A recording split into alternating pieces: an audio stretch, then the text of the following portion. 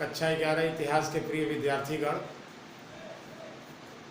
इस वर्चुअल कक्षा में पिछले कुछ सप्ताह से एक महत्वपूर्ण टॉपिक 3 महाद्वीपों में फैला साम्राज्य चल रहा है।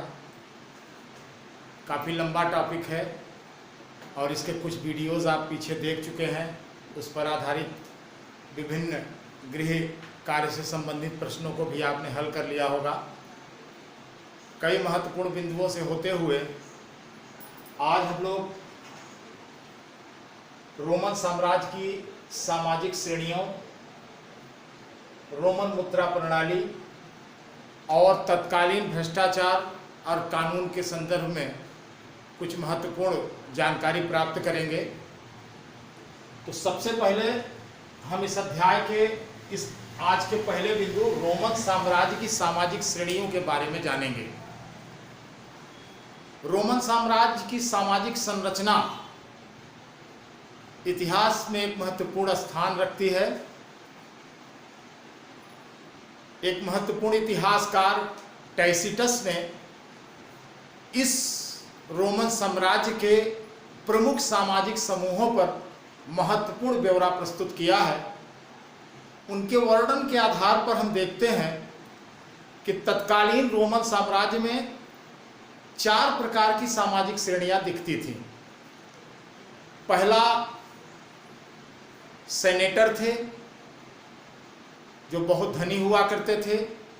इन्हीं धनिकों की श्रेणी में नाइट्स थे, जो अश्वरोही यानी घुड़सवार सैनिक के रूप में कार्य किया करते थे। तीसरा एक सम्मानित मध्यम वर्ग था और चौथी श्रेणी में निम्नतर वर्ग थे, जो श्रमिक और दास के रूप में कार्य करते थे। इसको हमने वैसे तो 4 वर्ग बताया है इतिहासकार टैसिटस ने, मगर पहला और दूसरा वर्ग जो है वो काफ़ी धनी और समृद्ध था, इसलिए उसे हम एक श्रेणी में रखते हैं। इसलिए यहाँ हमने 3 श्रेणियां बना रखी हैं, उच्च वर्ग, मध्यम वर्ग और निम्नतर वर्ग। तो सबसे पहले हम उच्च वर्ग की बात करते हैं। उच्च वर्ग मतलब धनी और समृद्ध वर्ग। इस वर्ग में सेनेटर और नाइट्स को हम संयुक्त रूप से रखते हैं, क्योंकि ये दोनों ही वर्ग रोमन साम्राज्य के अत्यंत समृद्ध और उच्च वर्ग की श्रेणी में थे। सेनेटर आप पीछे के अध्ययन से जान चुके हैं, जो वहां की संसद सेनेट थी उसके सदस्य, इन्हीं को हम सेनेटर कहते थे। और इन सेनेटर लोगों की जो पृष्ठभूमि थी वही समृद्ध थी, यानी इसी योग्यता के कारण वो सेनेट के सदस्य बनते थे। इसी योग्यता का मतलब होता है कि वो धनी और समृद्ध परिवार से होते थे, इसीलिए वो सेनेटर बनने की योग्यता भी रखते थे और उन्हें सेनेटर के रूप में चुना जाता था। तो स्वाभाविक रूप से ये पहले से ही बेहद धनी वर्ग था। साथ ही साथ इनकी संख्या भी अच्छी खासी थी। 3री शताब्दी के प्रारंभिक वर्षों में इनकी संख्या 1000 थी और इन 1000 सेनेट के सदस्यों में से 50% जो थे वो इतावली मूल के थे, यानी इटली से संबद्ध थे। ये मुख्य रूप से उच्च वर्ग का प्रतिनिधित्व किया करते थे। उच्च वर्ग की इसी श्रेणी में, जैसा कि मैंने कहा, एक और वर्ग था और यह दूसरा सबसे अधिक शक्तिशाली और धनवान समूह था नाइट्स का। नाइट्स यानी कि अश्वरोही। अश्वरोही मूल रूप से ऐसे परिवार से आते थे जिनकी घुड़सेना में भर्ती की औपचारिक योग्यता इसी प्रकार मिलती थी क्योंकि उनको एक समृद्ध वर्ग के रूप में माना जाता था। इसी योग्यता के आधार पर घुड़सेना की भर्ती में उन्हें अधिक तवज्जो दी जाती थी। इसीलिए इन्हें इक्वाइट्स भी कहा जाता है। नाइट्स को इक्वाइट्स नाम भी दिया जाता है। सेनेटरों की तरह नाइट्स भी अधिकतर जमींदार होते थे, यानी इनके पास जमीन जायदाद बहुत ज़्यादा होती थी। लेकिन सेनेटरों के विपरीत कई ऐसे व्यापारिक गतिविधियों में संलग्न हमको ये वर्ग यानी नाइट्स का वर्ग मिलता है, यानी ये व्यापारी तमाम अच्छी व्यापारी गतिविधियों में संलग्न थे। कुछ के पास अपने अच्छे जो है साहूकारों के रूप में ब्याज पर पैसा चलाना, साथ ही साथ ये समृद्ध किसान के रूप में भी कभी कभी कार्य करते थे। साथ ही साथ ये जहाज़ों के मालिक भी हुआ करते थे। तो ऐसे कई कार्य में ये संलग्न थे जिनसे इनके पास बेहद बड़ी पूंजी का एक भंडार हुआ करता था। तो ये भी उच्च वर्ग की श्रेणी में रखे जाते थे। अब हम बात करेंगे दूसरे वर्ग, मध्यम वर्ग की। टैसिटस ने इन्हें सम्मानित मध्यम वर्ग का नाम दिया है। मध्यम वर्ग में प्रशासनिक और सेना से जुड़े हुए आम यानी कि साधारण लोग हुआ करते थे। हालांकि इसमें समृद्ध सैन्य गृह के आश्रित के रूप में इसका उल्लेख इतिहासकार टैसिटस ने किया है। यह मध्यवर्गीय परिवार अपेक्षाकृत उच्च वर्ग से पूंजी और समृद्धता में थोड़ा कमजोर था, लेकिन इसे एक सम्मानित मध्यम वर्ग का दर्जा समाज में प्राप्त था। ये मध्यवर्गीय परिवार मुख्य रूप से सरकारी सेवा और राज्य पर निर्भर हुआ करते थे। इनकी समाज में विशेष महत्वपूर्ण भूमिका हुआ करती थी। अब हम समाज के निम्नतर वर्ग की बात करेंगे और बहुत कुछ ये सामाजिक श्रेणियां जो आप पढ़ रहे हैं आज के समाज की भांति ही है। धन समृद्धि के आधार पर, शक्ति के आधार पर, शक्ति संपदा के आधार पर समाज में आज भी कई वर्ग देखे जाते हैं। और आप जानते हैं सबसे बड़ी संख्या निम्नतर वर्ग की जैसे आज है, उसी तरह रोमन साम्राज्य में भी हम सबसे नीचे निम्नतर वर्ग को पाते हैं। सबसे नीचे भारी संख्या में निम्नतर वर्गों का विशाल समूह उस काल में भी हुआ करता था। इन्हें हम ह्यूमिली ओरिस नाम से जानते हैं। ह्यूमिली ओरिस, इस सबसे निम्नतर वर्ग को एक नाम दिया गया था। इनमें से एक वर्ग को टैसिटस ने कमीनकारू नाम दिया है। इतिहासकार टैसिटस ने इन्हीं निम्नतर वर्गों में से एक वर्ग को कमीनकारू, जिसको हम प्लेबस सोर्डिडा के नाम से भी जानते हैं, इसको उन्होंने एक अलग वर्ग में इसलिए रखा है क्योंकि उन्होंने लिखा है कि यह वर्ग खेल तमाशे, थिएटर, सर्कस, इन सब को देखने का शौकीन हुआ करता था। तो इसे एक अलग वर्ग में इतिहासकार टैसिटस ने रख दिया। इसके अलावा इस निम्नतर वर्ग में औद्योगिक और खनन प्रतिष्ठान में काम करने वाले, यानी जहाँ से खनिजों की खुदाई होती थी या औद्योगिक कारखाने होते थे, उसमें काम करने वाले, और ऐसे बहुत से प्रवासी, प्रवासी का मतलब समझते हैं दूसरे क्षेत्रों से आने वाले, जहाँ उनको काम मिलता था। और काम मुख्य रूप से इन प्रवासियों को मिलता था अनाज और जैतून की फसल की कटाई करना। ये सीजनल काम होता था और बहुत सारे प्रवासी आकर के इस कार्य को किया करते थे। ये भी इसी तृतीय वर्ग यानी निम्नतर वर्ग में सम्मिलित हुआ करते थे। इसी प्रकार निर्माण उद्योग के श्रमिक, कुछ ऐसे भी श्रमिक वर्ग और मजदूर वर्ग थे जो स्वनियोजित शिल्पकार थे, यानी उनका खुद का काम धंधा था छोटा मोटा और वो उसको करते थे। और जैसा कि इतिहासकारों ने लिखा है कि यह वर्ग जो था जिसके अपने छोटे मोटे काम धंधे थे, ये शिल्पकार के रूप में तमाम तरह की सेवाएं समाज के लिए दिया करते थे। इन लोगों की स्थिति उस वेतनभोगी श्रमिकों से थोड़ी अच्छी थी और ये अच्छा खाते पीते थे, ऐसा इतिहासकार हमको बताते हैं।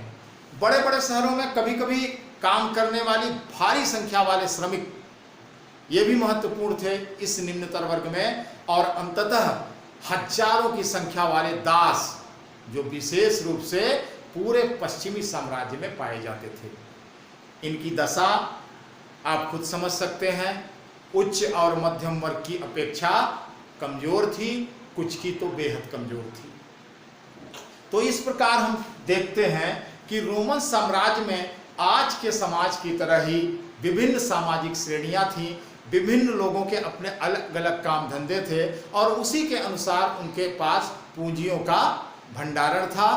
जो उच्च वर्ग था उनके पास अधिक धन संपदा थी, मध्यम वर्ग के पास उससे कम, और दास तो जिसको हम कहते हैं हैंड टू माउथ यानी कमाओ और खाओ, जो आज का श्रमिक है लगभग उसी श्रेणी में रोमन साम्राज्य के दास और निम्नतर वर्ग के श्रमिक भी पाए जाते थे। तो आइए हम देखते हैं अब अगले बिंदु को, जो है रोमन मुद्रा प्रणाली। रोमन काल अपनी मुद्रा प्रणाली के लिए भी महत्वपूर्ण स्थान रखता है और इसमें एक सम्राट कंस्टेंटाइन का नाम विशेष रूप से लिया जाता है, जिन्होंने मुद्रा प्रणाली में महत्वपूर्ण बदलाव किया। साम्राज्य में पहली 3 शताब्दियों तक जो मुद्रा प्रणाली थी वो चांदी पर आधारित थी, यानी चांदी के सिक्के ढाले जाते थे, क्योंकि साम्राज्य में जो स्पेन शामिल था, स्पेन में चांदी की कई खानें थी जहां चांदी का बहुत बड़ा भंडार था और वहां से पर्याप्त मात्रा में साम्राज्य को चांदी प्राप्त होती थी। इसलिए यहाँ की जो मुद्रा व्यवस्था थी वो चांदी पर आधारित थी। हालांकि बाद में साम्राज्य चांदी की कमी से जूझने लगा, क्योंकि धीरे धीरे स्पेन के चांदी के भंडार कम होते गए और अंततः समाप्त हो गए। तो चांदी की कमी से चांदी के सिक्के ढालना बंद कर दिए गए। बाद में कंस्टेंटाइन ने, जैसा कि मैंने पहले बताया, सोने पर आधारित नई मुद्रा प्रणाली का विकास किया, यानी उसने सोने के सिक्के ढालने शुरू किए और परवर्ती काल में इन मुद्राओं का भरपूर उपयोग होने का प्रमाण हमको इतिहास के, रोमन साम्राज्य के इतिहास से मिलता है। अब हम देखेंगे आज के इस अंतिम बिंदु को, जो भ्रष्टाचार और कानून के संदर्भ में है। बच्चों, रोमन साम्राज्य के परवर्ती काल में नौकरशाही के जो उच्च और मध्यम वर्ग थे वो बहुत धनी थे। अभी जो सामाजिक श्रेणियां मैंने आपको ऊपर बताई, मध्यम वर्ग और उच्च वर्ग बहुत धनी थे। उच्च वर्ग तो पूछिए नहीं, मध्यम वर्ग के पास भी काफी पूंजियों का संचय था। इन्हें जो वेतन मिलता था वो सोने के रूप में मिलता था। अब अगर किसी को वेतन सोने के रूप में मिले तो आप समझ सकते हैं कि धीरे धीरे सोने का कितना बड़ा उसके पास भंडार हो जाएगा। साथ ही साथ ये आमदनी का बड़ा हिस्सा जमीन जायदाद खरीदने में भी लगाते थे, यानी जमीन जायदाद खरीद करके ये अपनी समृद्धि में और विकास कर लेते थे।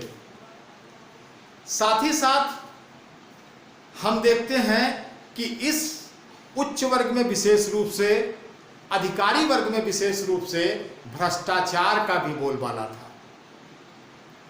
जैसे आज हमारे समाज में हर क्षेत्र में भ्रष्टाचार दिखाई देता है, उस समय हम ये देखते हैं कि न्याय और सैन्य क्षेत्र में, विशेष रूप से न्याय और सैनिक क्षेत्र में बहुत भ्रष्टाचार था। जैसे आज पुलिस विभाग में भ्रष्टाचार हम अपने देश में ही पाते हैं, कुछ इसी तरीके से वहां न्याय और सैन्य क्षेत्र में भ्रष्टाचार ज्यादा था।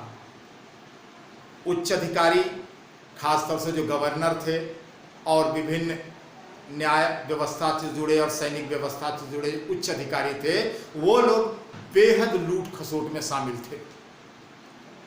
एक तरीके से जनता का शोषण हो रहा था। सरकार ने इस लूट खसोट और भ्रष्टाचार को समाप्त करने के लिए बार बार हस्तक्षेप किया और समाज से भ्रष्टाचार को समाप्त करने के लिए कई कानून भी बनाए, इसके भी प्रमाण मिलते हैं। साथ ही साथ उस काल के इतिहासकारों और बुद्धिजीवियों ने भी इन भ्रष्ट कारनामों की खुलकर निंदा की, जिससे धीरे धीरे इस भ्रष्टाचार पर लगाम भी लगनी शुरू हुई। अनेक कानून जो इसके लिए बने, उसके साथ साथ, भ्रष्टाचार के साथ साथ राजाओं की जो तानाशाही थी वो भी एक महत्वपूर्ण विशेषता थी रोमन साम्राज्य की। यहाँ का राज आमतौर पर तानाशाही पर आधारित था। यद्यपि विरोध और निंदा होती थी और खास तौर से पूर्वी भाग के शहरों में जो लोग रहा करते थे वो अक्सर बिना डरे सम्राट का मजाक भी उड़ाया करते थे।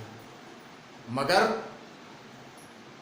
साम्राज्य इस विरोध और मजाक को हल्के में नहीं लेता था, बल्कि इसके विरुद्ध कठोर सैनिक कार्रवाई तक की जाती थी।